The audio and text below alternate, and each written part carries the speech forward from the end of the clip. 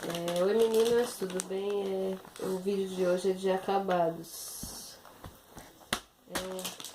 Faz tempo que eu não gravo vídeo, que eu ando um pouco desanimada pra gravar vídeo, mas eu vim gravar esse vídeo de acabados. Acabou esse Milnutri, o mingau dele, de arroz e aveia. Acabou esse pacote de pão Super Sec com 96 fraldas. Acabou esse pacote de Pampers Premium Care com 24.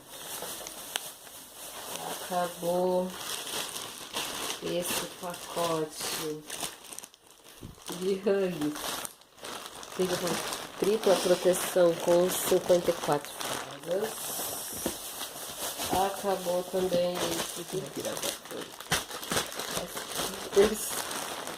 gente, esse barulho é o Natan, tá? Esse barulho é o Natan. Aqui tá brincando com os acabados. Acabou esse Pampers Total Comfort com 24. Bom, de toalhinha umedecida. Acabou.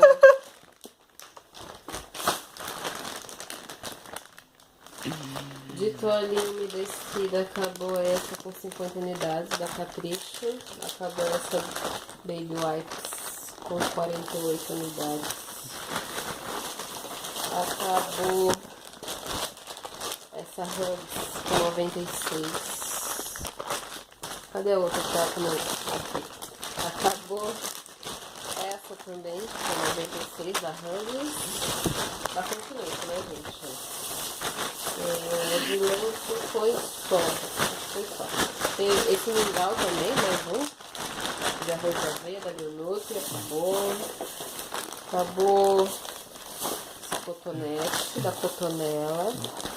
Acabou essa caixa de algodão da Cotton Baby. Acabou essa Hipogloss amêndoas. Acabou, tem bem pouquinho, mas acabou esse aqui da Johnson, neutro, né? pH balanceado. Acabou esse creme de aveia pro rosto meu. Acabou essa pasta de dente da Ever. Acabou sabonete bom.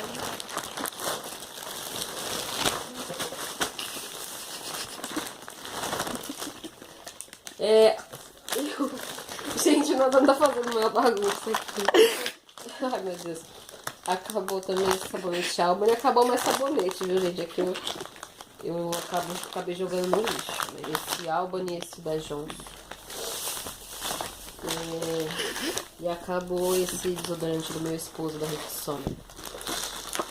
Bom, o vídeo de acabados é só esse. O Natan tá terminando de acabar com os acabados. Só ele aqui. Fala oi, bebê. Aqui, bebê. Bom, só isso, gente. Beijinhos. Tchau, tchau.